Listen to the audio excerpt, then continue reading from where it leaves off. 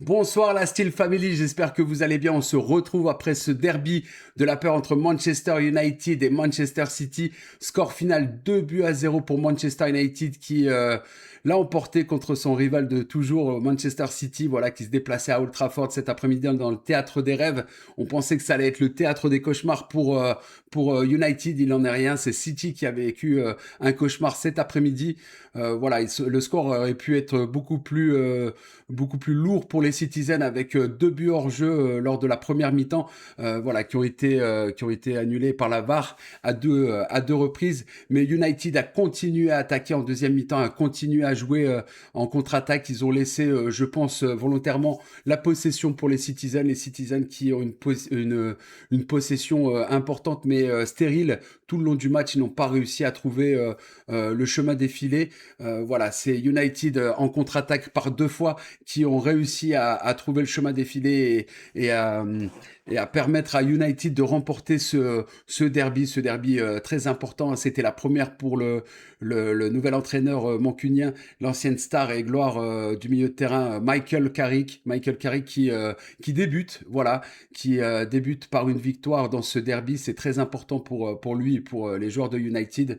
Voilà, en tout cas, félicitations à United cet après-midi. Un début, je le rappelle, donc de Mbeumo, sur une passe décisive de Bruno Fernandes et le deuxième but de Dorgu sur une passe de Amad Diallo qui fait son retour, qui faisait son retour de Coupe d'Afrique des Nations et qui continue à exceller sur son couloir droit. En tout cas, félicitations à eux. Dommage pour les Citizens, voilà, qui étaient sur une bonne dynamique avec deux victoires d'affilée en coupe, notamment cette victoire qu'on a vécue un peu plus tôt dans la semaine ensemble contre Newcastle au stade de St James Park de Newcastle. Voilà, sur le score de 2-0, on se disait au début du match que City allait rouler sur United. Il en est rien. United qui a réussi à trouver la force mentale pour jouer son jeu. On sait que United, quand il y a un derby contre City, il joue différemment que quand il joue contre d'autres équipes.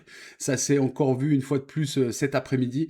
En tout cas, bravo à eux, vraiment bravo. City qui peut-être avait déjà la tête à la Ligue des Champions la semaine prochaine. Donc voilà, ça peut expliquer aussi les errances, je pense, par moments défensives et les erreurs défensives de la part des Citizens cet après-midi. En tout cas, on a vu un beau match, on a vu du beau spectacle, on a vu des beaux buts. Voilà, Mbeumo qui faisait aussi son retour de Coupe d'Afrique des Nations, qui a été très très bon à la pointe de cette attaque avec un Bruno Fernandes à la baguette derrière qui lui distillait distribuait des caviars dans tous les sens. Vraiment très beau match. Après au niveau je dirais homme du match, je dirais Bruno Fernandes, voilà, pour ce match, pour tout ce qu'il a accompli, etc.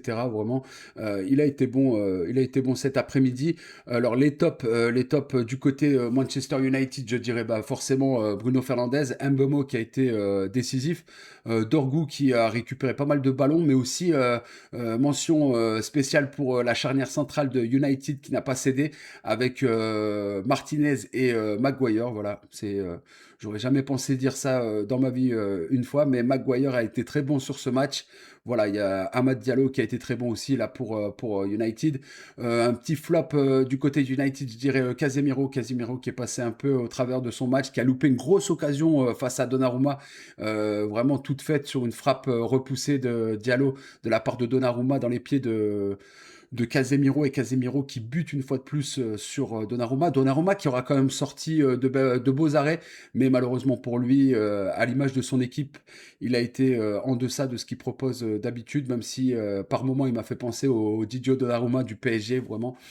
Ça reste quand même l'attaquant, le géant italien, ça reste un très très... l'attaquant, le gardien, pardon, italien, ça reste un très grand gardien, bien évidemment. Voilà, en tout cas, c'était... un beau match. Par contre, du côté des tops et des flops de City, c'est difficile de vraiment ressortir un top. Je dirais, allez, Donnarumma pour ses quelques parades vraiment dont il a le secret. Je dirais que Lewis a quand même tenté certaines choses. Voilà, il a quand même grappillé pas mal de ballons.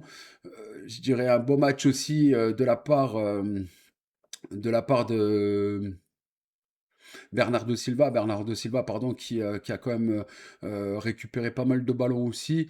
Voilà, après au niveau des flops, il y en a quand même pas mal, je dirais Phil Foden qui est passé au travers de son match. Voilà, Phil Foden qui n'a pas fait un grand match, le milieu de terrain anglais.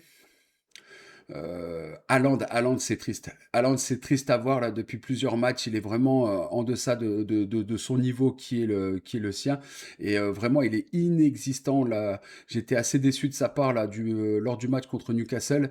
Il a réitéré exactement le même match, c'est-à-dire très peu de possibilités devant, très peu remuant. Il a récupéré très peu de ballons. Il a eu quasiment aucune action devant le but pour sa part. Vraiment fantomatique, Haaland, je l'espère, pas problématique pour lui, hein. On connaît le grand attaquant qu'il est, le Norvégien. En tout cas, on espère pour lui qu'il va pouvoir se remettre un peu à l'endroit. Mais voilà, c'est critique un petit peu pour Erling Haaland devant. C'est très mou, ça se déplace très lentement, tout ça. Alors que c'est un joueur plutôt percutant de base. Voilà, on va pas refaire l'histoire d'Erling Haaland, mais en tout cas, c'est très décevant de sa part. Et je pense viser juste Ami Citizen pour dire que Haaland n'est pas du tout au niveau de ce qui est le sien. Voilà. En tout cas, voilà, c'est tout pour ce débrief. Merci à vous tous d'avoir répondu présent une fois de plus. Merci à vous tous de vous être abonnés et de rejoindre la Steel Family. La Steel Family, c'est votre famille. Voilà, c'est juste exceptionnel ce qui se passe. Bientôt les 1000 abonnés sur la chaîne. On espère avec le calendrier de la semaine prochaine qui va être assez dense. Il y aura beaucoup de matchs avec cette reprise de la Ligue des Champions et ça commence mardi soir avec le déplacement du PSG. On espère voilà un gros match de la part des Parisiens en terre portugaise pardon, du Sporting Lisbonne. Voilà, donc on espère vraiment que les Parisiens seront en forme et sur la continuité de ce qu'ils ont proposé hier soir contre le LOSC. Voilà, donc pour mardi soir, retour et reprise de la Ligue des Champions. Donc ça va être juste incroyable, exceptionnel. J'ai hâte de pouvoir vivre ce match avec vous. Et puis on continuera après toute la semaine avec la Ligue des Champions, bien évidemment, avec la réception de Liverpool pour le peuple marseillais. Mercredi soir, même horaire, 21h, coup d'envoi, 20h15, prise d'antenne sur la chaîne. On sera aussi forcément du côté du Celta Vigo jeudi soir pour le LOSC qui va retrouver les chemins européens avec l'Europa League. On espère vraiment que les Lillois vont pouvoir se remettre de ces 3 défaites consécutives. Voilà, c'est anormal du côté lillois de concéder autant de défaites en si peu de temps. Voilà, en sachant que pendant un temps, ils fonctionnaient très bien. Ils avaient enchaîné 5 victoires d'affilée. Là, on est sur 3 défaites d'affilée. On est sur des séries du côté de Lille. Là, la série n'est pas positive du tout, forcément. Donc, on espère que les Lillois vont se reprendre. Et pourquoi pas un grand Olivier Giroud face au Celta Vigo jeudi prochain. Voilà, match à 21h, prise d'antenne 20h15. On sera aussi ensemble.